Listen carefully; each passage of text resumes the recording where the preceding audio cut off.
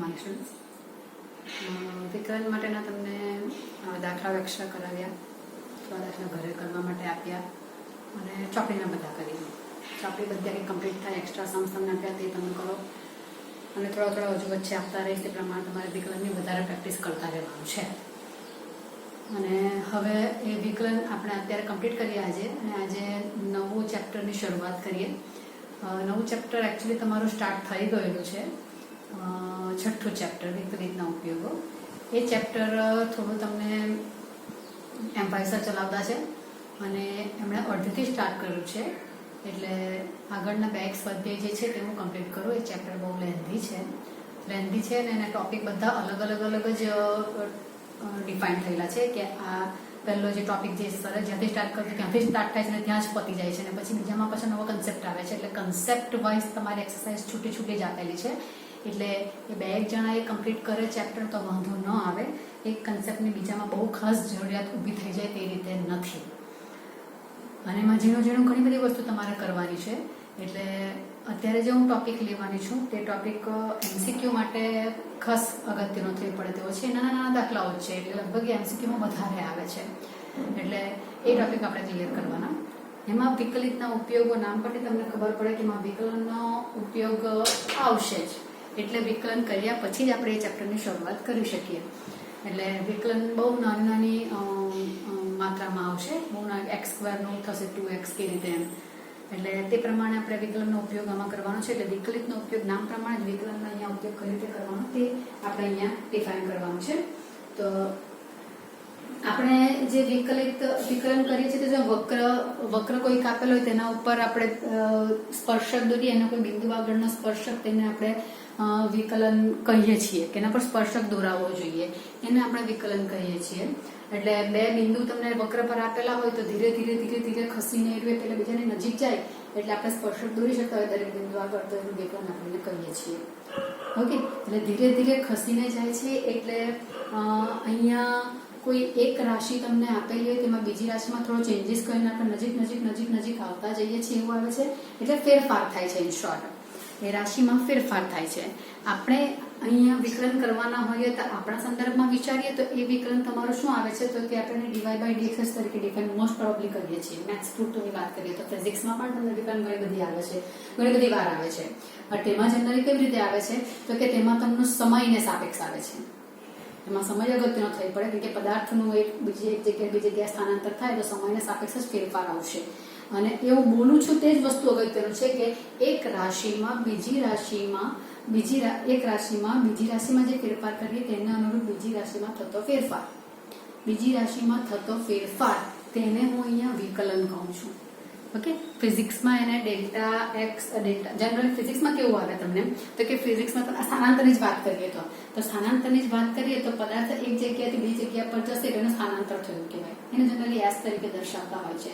તો એક જગ્યાએથી બીજી જગ્યાએ જશે તો સમય વધશે, તેમ જશે. આઈ મીન સમયમાં ચેન્જીસ થશે, તેમ પદાર્થ જે અંતર કાપશે તે પ્રમાણે આપશે. એટલે તમને જો કોઈક સ્થાનાંતર માટે s આપેલું તો s તમને કોઈક ફંક્શન આપેલું હોય તો કે એને હું ft કહ્યું, એની સાથે ગણિતમાં ઇન્ટ્રોડ્યુસ કરતી જાઉં છું. તો સ્થાનાંતર s બરાબર ft. કેમ, તો કે t ને સાપેક્ષ સ્થાનાંતરમાં જે કંઈક ફેરફાર આવવાનો તે જેમ સમય બદલાશે તેમ સ્થાનાંતર પદાર્થનું એક જગ્યાએથી બીજી જગ્યાએ થશે. ઓકે, તો એ વસ્તુ જે આવશે તેના આધારે તમારે અહીંયા s બરાબર ft મને કોઈક ફંક્શન આપેલું છે, જ્યાં s એ t સમયે સ્થાનાંતર દર્શાવે છે. s એ t સમયે સ્થાનાંતર દર્શાવે છે. ઓકે, આ લખતી જાઉં છું. આપણે આના ઉપરથી આપણે dy/dx પર આવી જઈશું પછી. એટલે આ રીતે તમને s નું પ્રતિ સમય સ્થાનાંતર આવી ગયું. હવે જો t1 અને t2 s1 સ્થાનાંતર t1 અને t2 સમયે સ્થાનાંતર લઈ લો, t1 અને t2 સમયે સ્થાનાંતરો અનુક્રમે s1 અને s2 હોય, s1 અને s2 હોય. એટલે અમુક t1 સમયે પદાર્થ આટલો ખસ્યો અને t2 સમયે આટલો ખસ્યો, એમ કરીને મને s1 અને s2 એના સ્થાનાંતર આપેલા હોય તો આપણે t2 - t1 સમયે એટલે પદાર્થ અહીંયા હતો તો અહીંયાથી પહોંચ્યો, અહીંયા પહોંચ્યો તો અહીંયા T1 અને T2 સમય આટલે પહોંચ્યો તો T2 - T1 સમયે પદાર્થ એનો સમયે જે પદાર્થ તમારો જે ખસેલો છે એ સ્થાનાંતર તમને જે આપ્યું છે T1 T2 - T1 સમયે પદાર્થનો સરેરાશ વેગ જો શોધવો હોય, T2 - T1 સમયે પદાર્થનો સરેરાશ વેગ, આ બધું ફિઝિક્સ છે. ઓકે, જો મારે કરવું હોય તો વેગ એટલે અંતર ભાગ્યા સમય કરતા અહીંયા સ્થાનાંતર ભાગ્યા સમય થવાનું. સ્થાનાંતર તો T1 સમયે S1 છે, T2 સમયે S2 છે, તો T2 - T1 સમયે સ્થાનાંતર કેટલું થવાનું? S2 - S1 થશે. બરાબર છે?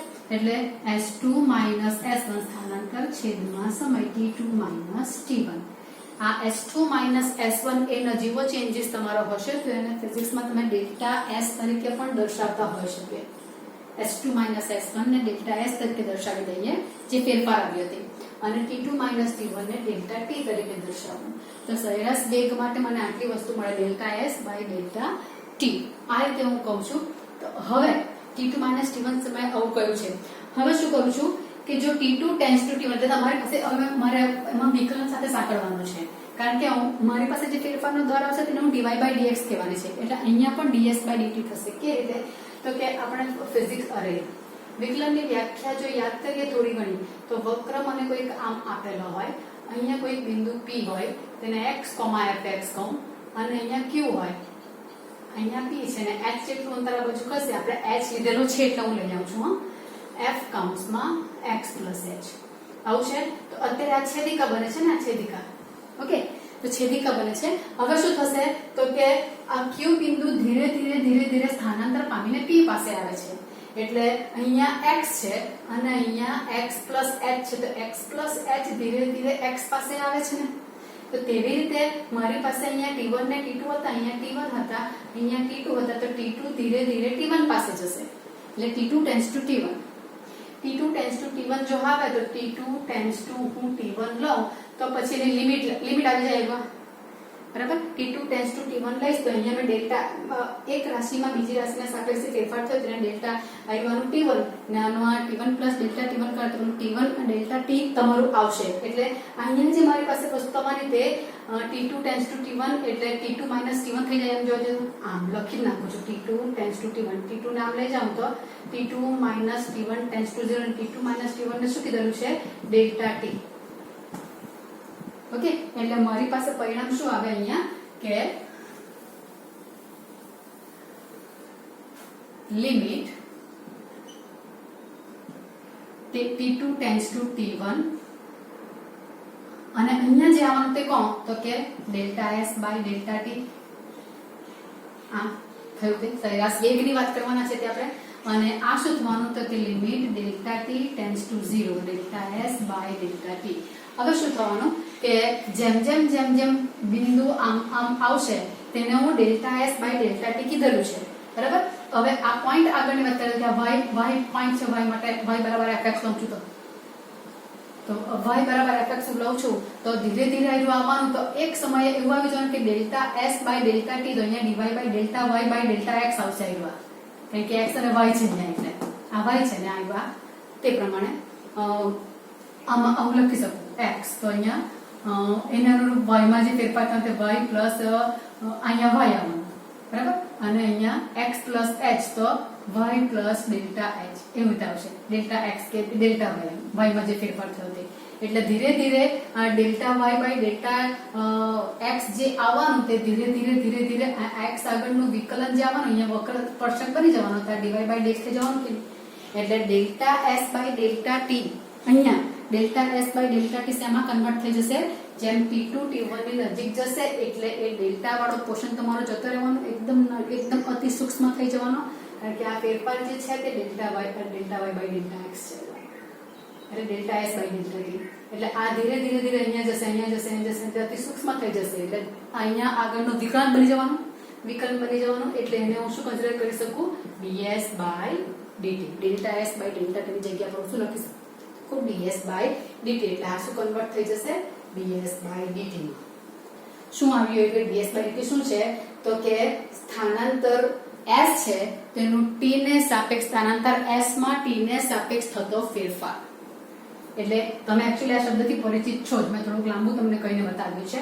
એટલે ds by dt શું બતાવશે તો કે સ્થાનાંતર s માં t ને સાપેક્ષ થતો ફેરફાર અથવા તો એનો બદલાવાનો દર, t ને સાપેક્ષ s માં થતા ફેરફારનો દર, એવું તમે કહી શકો છો. એટલે અહીંયા શું આવ્યું કે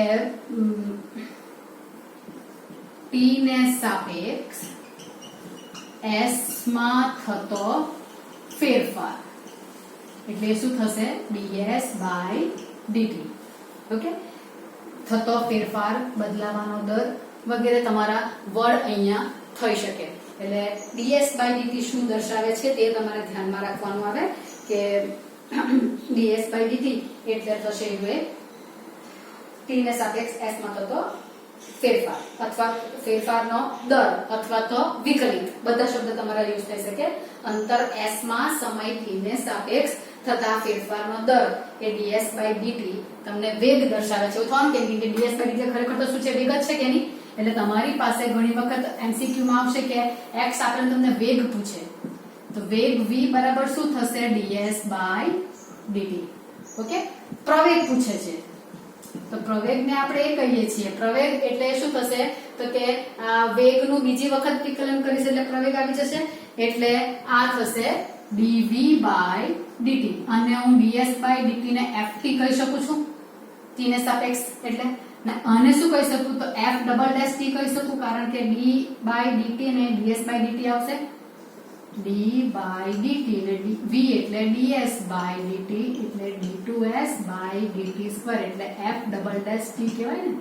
એટલે મને ઘણીવાર વેગ પૂછે, ઘણીવાર પ્રવેગ પૂછે. ત્યારે વેગ પૂછે એટલે મારે એક વખત s નું વિકલન કરીશ અને પ્રવેગ પૂછેલું હોય તો તેનું પાછું વિકલન કરીશ, બે વખત કરીશ એટલે મને પ્રવેગ મળી જાય.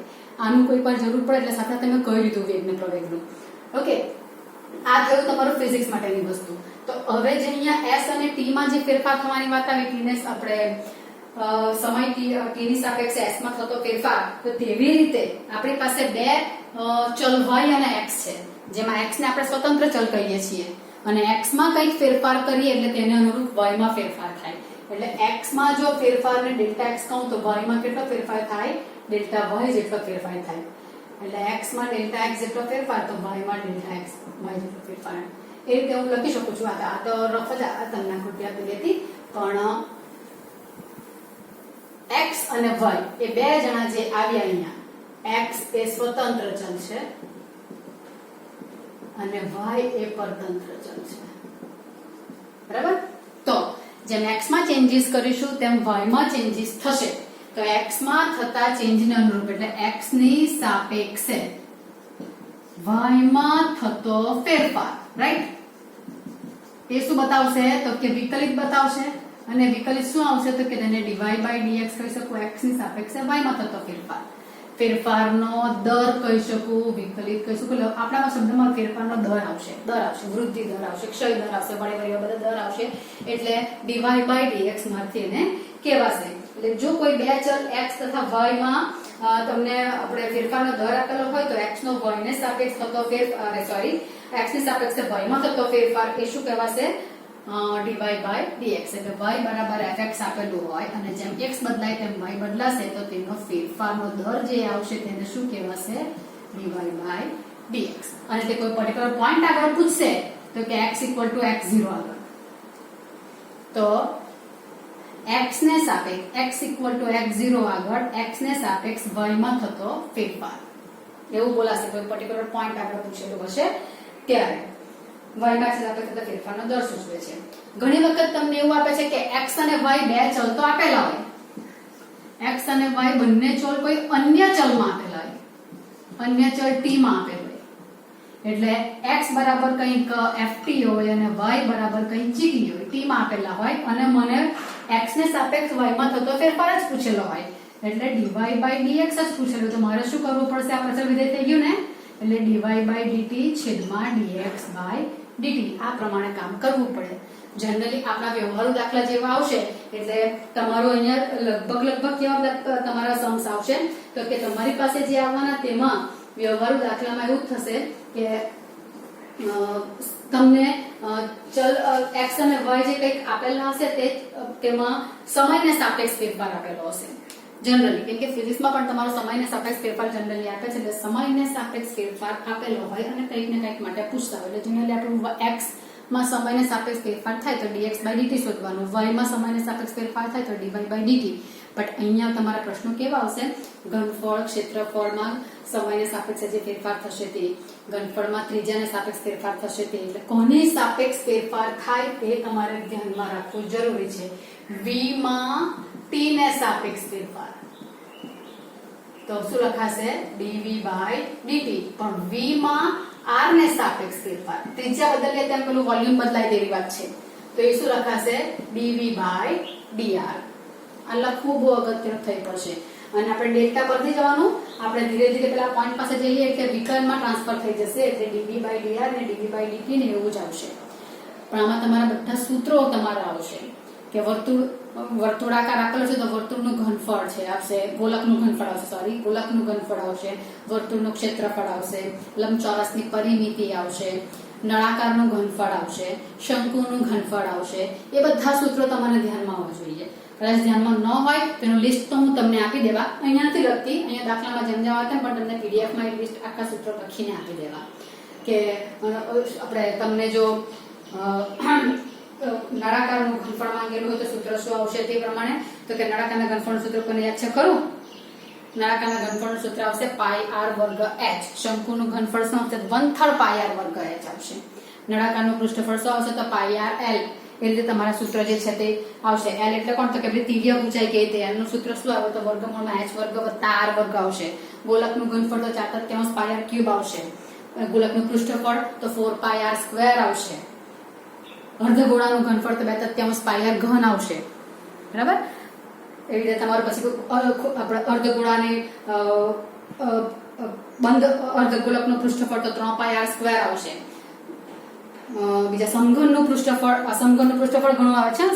એક દાખલામાં સમઘનનું પૃષ્ઠફળ એટલે 6 × બાજુનો વર્ગ, સમઘનનું ઘનફળ બાજુનો ઘન. એ બધા સૂત્ર તમારે અહીંયા પાછા આવશે એટલે તે ધ્યાનમાં રાખવાના છે. કમસે તમારા દાખલામાં બહુ નાના દાખલા કોની સાપેક્ષ શું માંગેલું છે તે જોવાનું હોય અને કોની સાપેક્ષ કોનો બદલાવાનો દર આપેલો છે તે કામ કરવાનું હોય. જે વસ્તુ જે આકાર આપ્યો છે તેનું તમારે સૂત્ર મૂકવાનું હોય. દાખલા બહુ નાના થશે રહે એટલે આટલો જ એમાં પોઈન્ટ આવે છે કે કોની સાપેક્ષ કોનો ફેરફારનો દર માંગેલો છે કે આપેલો છે. એ જ તમારું તમે પેજ નંબર 1 પર જોતો તો જરા કન્ફ્યુઝન ને રાશિમાં થતા ફેરફારનો દર કરીને આપેલું છે. y માં x સાપેક્ષ થતા ફેરફારના દરની ગણતરી કરવાની હોય તો તમારે dy/dx કરવાનું આવશે. એટલું જ તમારે ધ્યાનમાં રાખવાનું છે. અને મોટે ભાગે તમને t ને સાપેક્ષ જ ફેરફારનો દર આપેલો હશે કે માંગેલો હશે. આટલું થશે. બરાબર? મેં બે પોઈન્ટ આવતા છે. ઘણીવાર તમને અહીંયા dy/dx ધન એટલે x ને સાપેક્ષ y માં થતો ફેરફાર જે આવે તેને dy/dx આપેલો હોય તો x વધે તેમ y વધે, x વધે તેમ y વધે આવું હોય તો ડબલ ઇમ્પ્લાઇઝ dy/dx પોઝિટિવ એટલે વધવાનો દર, વૃદ્ધિ દર. પણ x વધે તેમ y ઘટે એવું હોય તો તે સમયે ક્ષય દર થાય છે, ઘટાડો થાય છે dy/dx <0. આ સમજવાનું કે કોઈ વખત તમને dx/dt કે dy/dt કે dy/dx આપેલું હોય અને એમાં ઘટાડાનો દર આપેલો હોય તો મારે ઋણ લેવાનું છે. અને જો વધવાનો દર આપેલો હોય તો મારે પ્લસ લેવાનું છે. મારે જાતે લેવાનું આવશે સાઇન. એ લોકો સાઇન માઇનસ સાઇન આપશે. પ્લસમાં તો વાંધો આવવાનો નથી પણ માઇનસ સાઇન એ લોકો આપશે નહીં. પણ તમને રકમમાં શું કહેલું છે તે જોવાનું કે આ સમયે આમાં આટલો અને આમાં વૃદ્ધિ દરમાં ઘટાડો ફેરફારમાં ઘટાડો થાય છે તો મને જે મૂલ્ય આપેલું છે તે મૂલ્ય મારે માઇનસમાં લેવાનું. ધારો કે dy/dt બરાબર -3 આપેલું હોય, એકમ જે કંઈ આપેલું હોય તો કે સેન્ટીમીટર²/સેકન્ડ કે જે કંઈ આપેલું હોય તે તમારે કરવાનું આવે તો કે આ -3 આવ્યો એટલે એમાં t ને સાપેક્ષે y માં 3 સેન્ટીમીટર જેટલો ઘટાડો થાય છે એવો આન્સર લખવાનો. ત્યાર પછી -3 નહીં લખવાનું. બરાબર? એ ઘટાડો કેવી રીતે સૂચવાય છે તો કે માઇનસ આવ્યા ને એટલે ઘટાડો થતો છે એવું બતાવે છે. પ્લસ આવતે તેમાં વધારો થાય છે એ ઇન્ડિકેટ કરે છે. એવા તમારે થોડા સિમ્બોલ ધ્યાનમાં રાખવા પડશે દાખલા કરતી વખતે. એટલે dy by dx ધન અને dy by dx ઋણ તે પ્રમાણે વધતું ઘટતું વિધેય પણ તમારું આના પછી આવશે, તેમાં પણ એનો કામ પડશે આપણને. અને એ રીતે બીજા બે પોઈન્ટ જે આવે છે, જો કે દાખલા આવે ત્યારે હું કહું તો પણ ચાલે, સીમાંત આવક અને સીમાંત ખર્ચ એમ બે ડેફ યાદ રાખવાની છે. સીમાંત ખર્ચ એટલે શું? આપણે કોઈ વસ્તુનું ઉત્પાદન કરેલું હોય તો પછી તમને તેની સંખ્યા, કેટલી સંખ્યામાં એ વસ્તુ માંગી છે, આપણે ઉત્પાદન કર્યું છે ને આપણે વેચવી છે, અથવા તો આપણે ખર્ચ કરવો છે, વેચવા માટે આપણે બનાવીને આપવી છે, તો બનાવવાના એટલે ખર્ચ થશે કે નહીં? તો કેટલા એકમ સંખ્યાને સાપેક્ષ ખર્ચમાં જે ફેરફાર થાય તેને સીમાંત ખર્ચ કહેવાય છે. સંખ્યા ઉત્પાદિત વસ્તુ છે તેમાં સંખ્યાને સાપેક્ષ ખર્ચમાં થતો ફેરફાર, ઉત્પાદિત વસ્તુની ઉત્પાદિત વસ્તુની સંખ્યાને સાપેક્ષ ખર્ચમાં થતો ફેરફાર તેને સીમાંત ખર્ચ કહેવાય છે. અને જનરલી તેને CX તરીકે દર્શાવે છે વિધિને. પેલામાં કે S bar F તેમાં CX, X એટલે તમારા વસ્તુની સંખ્યા આવશે અને તેની કોસ્ટમાં જે ચેન્જીસ થશે તે એને શું કહેવાય? માર્જિનલ કોસ્ટ કહેવાય. એક્ચ્યુઅલી માર્જિનલ કોસ્ટ તેનો આ C લે છે એટલે CX. X વસ્તુની સંખ્યા દર્શાવશે, X ના પ્રમાણમાં C માં જે ચેન્જીસ થશે તે CX. એટલે પછી તમારે dc by dx કે જે કંઈક માંગેલું હોય આપેલું હોય તે પ્રમાણે તમારે કરવાનું રહેશે. તે x ને સાપેક્ષે c માં ચેન્જીસ થશે એટલે શું લખાય? dc by dx લખાશે ને, વસ્તુની સંખ્યાને સાપેક્ષ c માં થતો ફેરફાર dc by dx એ થશે માર્જિનલ કોસ્ટ. માર્જિનલ કોસ્ટ ને શું કહેવાશે? સીમાંત ખર્ચ. તેવું બીજો પોઈન્ટ આવે છે સીમાંત આવક. એ વર્ક તમને બુકમાં રકમમાં આપેલો છે એટલે ચિંતા નથી તમને.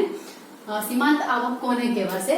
તો કે વસ્તુ આપણે વેચવાની વાત આવશે ત્યારે, તો વેચવાની વાત આવશે ત્યારે તમારું સીમાંત આવકનો પ્રશ્ન આવશે.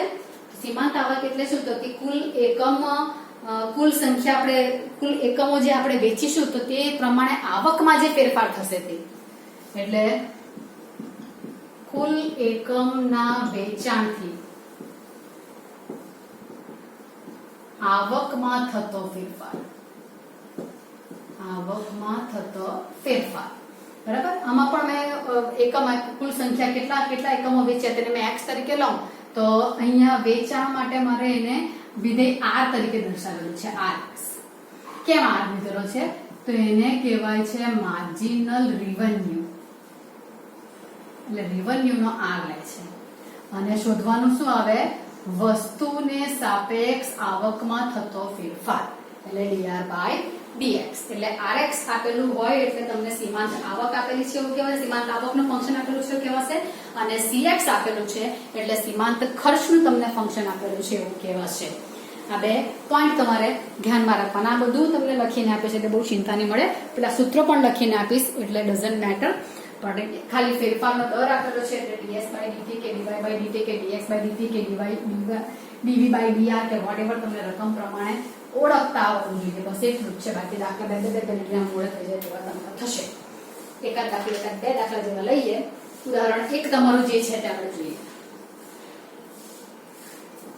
ઉદાહરણ 1. 5 સેન્ટીમીટર ત્રિજ્યાવાળા વર્તુળના ક્ષેત્રફળમાં તેની ત્રિજ્યાને સાપેક્ષ થતા ફેરફારનો દર શોધો. r બરાબર 5 સેન્ટીમીટર આપેલું છે. r બરાબર 5 સેન્ટીમીટર આપેલું છે. વર્તુળના ક્ષેત્રફળમાં ત્રિજ્યાને સાપેક્ષ થતો ફેરફાર માંગેલો છે. શેમાં? વર્તુળનું ક્ષેત્રફળ. ક્ષેત્રફળને આપણે કેપિટલ E1 દર્શાવીએ. એમાં સંકેત તમે ધ્યાનમાં રાખો તો સારું પડે લખવામાં, આપણને ધ્યાનમાં રહે. તો મને કોની સાપેક્ષ? તો ક્ષેત્રફળનો ત્રિજ્યાને સાપેક્ષ માંગેલો છે એટલે dA by dr મને માંગેલું છે. આમાં એક વસ્તુ ધ્યાન રાખજો, દરેક દાખલામાં તમને આ જે કોન્સ્ટન્ટ વેલ્યુ r ની કે કોઈની પણ લંબાઈ કે પહોળાઈ કે કંઈ પણ આપેલું હશે તે મૂલ્ય તમારે છે ને તે વિકલન કર્યા પછી મૂકવામાં આવશે. તો હવે અહીંયા શું છે કે મને એરિયાનું r ને સાપેક્ષ વિકલન માંગ્યું છે. બરાબર છે? તો હવે મારે કરવાનું શું રહેશે આમાં? તો કે વર્તુળનું ક્ષેત્રફળનું સૂત્ર શું, ક્યાંથી શરૂઆત કરાશે? એટલે વર્તુળનું ક્ષેત્રફળ એને a કહીએ તો એ પાઈ r સ્ક્વેર આવે. આવું સૂત્ર તમને ધ્યાનમાં આવવું જોઈએ, બસ બીજું કંઈ નહીં. અને તેનું મારે dA by dr માંગેલું છે ટી ને સમયને સાપેક્ષ માંગ્યો તો ડીએ બાય ડીટી થશે. હા, ત્યારે મારે આગળ કામ તે પ્રમાણે કરવું પડે, પણ એ તો ફર્ધર પ્રોસિજરનું કોઈ કામ નથી. ડીએ બાય ડીઆર માં એટલે આર ની સાપેક્ષ જ વિકલન કરવાનું છે અને વિધેય આર માં જ છે વિકલન કરતા. એટલે અહીંયા શું આવશે? D a by d r. એટલે આ પાઈ આવશે ને આ 2r, એટલે આવવાનું 2 પાઈ r. આટલું કર્યા પછી છેલ્લે એન્ડિંગમાં મારે આ કિંમત મૂકવાની. જો પહેલા જ જો મૂકી દેશો તો અચળ વિધેય થઈ જવાનું. r બરાબર 5 મૂકી દે તો 25 પાઈ, તો a બરાબર 25 પાઈ તો અચળ, તો da by dr તો r તો મળે જ નહીં, 0 થઈ ગયો. એટલે વિકલન કર્યા પછી એન્ડિંગમાં કિંમત મૂકવાની. એટલે r બરાબર 5 માટે da by dr, એટલે તમને સંકેત પછી મેં x = x0 આગળ લખાયું કે r બરાબર 5 માટે 2 પાઈ into 5 એટલે 10 પાઈ, અને da by dr આ 10 પાઈ તમારા આવે છે. અને પછી તમારો વર્તુળના ક્ષેત્રફળમાં ત્રિજ્યાને સાપેક્ષ કેટલો ફેરફાર થાય છે? તો 10 પાઈ એકમ લખવાનો, ક્ષેત્રફળ છે એટલે સેન્ટીમીટરમાં આપેલ તો સેન્ટીમીટર સ્ક્વેર પર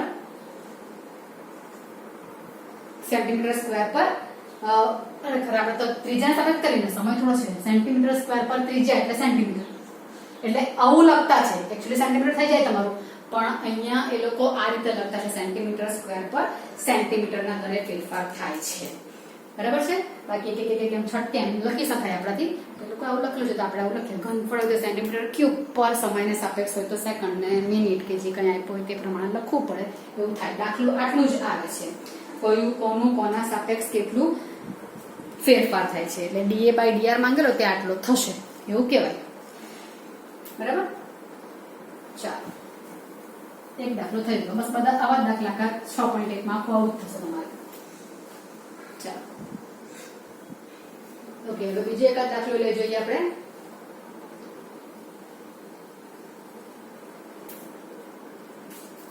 હા, હવે એક સમઘનનું કદ 9 સેન્ટીમીટર ક્યુબ પર સેકન્ડના દરે વધે છે. સમઘનનું કદ એટલે અહીંયા મેં સમઘન નું કદની વાત આવી છે એટલે એનું ઘનફળ તરીકે વિચારી લઉં. કદ આવ્યું એટલે 9 સેન્ટીમીટર પર સેકન્ડના સેન્ટીમીટર ક્યુબ પર સેકન્ડના દરથી વધે છે, એટલે મને dv by dt આપેલું છે. એવું કહેવાશે ને, 9 સેન્ટીમીટર ક્યુબ પર સેકન્ડ. રકમ શું આપી છે તમારે જરાક લખવાની રહેશે. કદ આપ્યું એટલે dv by dt. જ્યારે ઘનની ધારની લંબાઈ 10 સેન્ટીમીટર હોય ત્યારે, જો ઘનની સમઘનની ધારની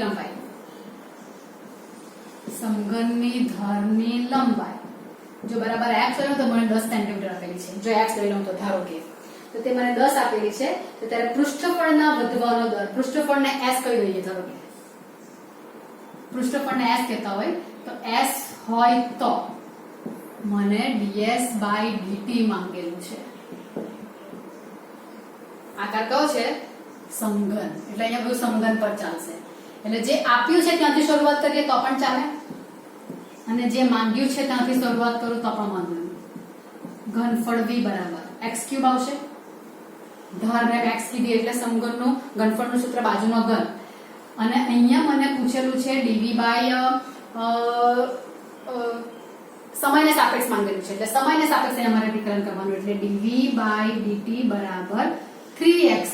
અહીંયા dx બાય dt આવશે કે, કારણ કે આમાં t છે એટલે હું t ને સાપેક્ષ વિકલન કરું છું. વિકલન કરતા તો dv બાય dt મને 9 આપેલું છે, 3x² dx બાય dt. તો dx બાય dt મારી પાસે નથી આવેલું, એટલે dx બાય dt પણ મારી પાસે નથી, એટલે આટલું જ થશે. અત્યારે અહીંયા મેં x ની કિંમત મને 10 આપેલી છે તે મૂકી દઉં તો વાંધો આવે કે ન આવે તો તમારે વિચારવાનું રહ્યું. બરાબર છે? છેલ્લે આપણે મૂકીએ, પહેલા મૂકી દઈએ, ડઝન્ટ મેટર, અત્યારે વાંધો નહીં આવશે. એટલે આ મારી પાસે આવ્યું. અત્યારે પૂછેલું છે પૃષ્ઠફળ, s હોય તો ds by dt. તો હવે સમઘનનું પૃષ્ઠફળથી શરૂઆત કરવાની. સમઘનનું પૃષ્ઠફળ s બરાબર 6 ગુણ્યા બાજુનો વર્ગ એટલે 6x વર્ગ થશે આ s, અને ds by dt મને થશે 6 દુ 12x into dx by dt. થયું? તો આ થયું મને. અને ds by dt તો મને માંગેલું છે એટલે બધી કિંમત મૂકી દઉં. ds by dt બરાબર 12x. dx by dt કેટલું થવાનું? તો કે 9/3x². થઈ ગયું? એટલે આ 3 ચોક 12, 9 ચોક 36 બાય x થવાનું, અને 36 બાય x બરાબર કેટલા આપેલા છે? 10. એટલે 3.6.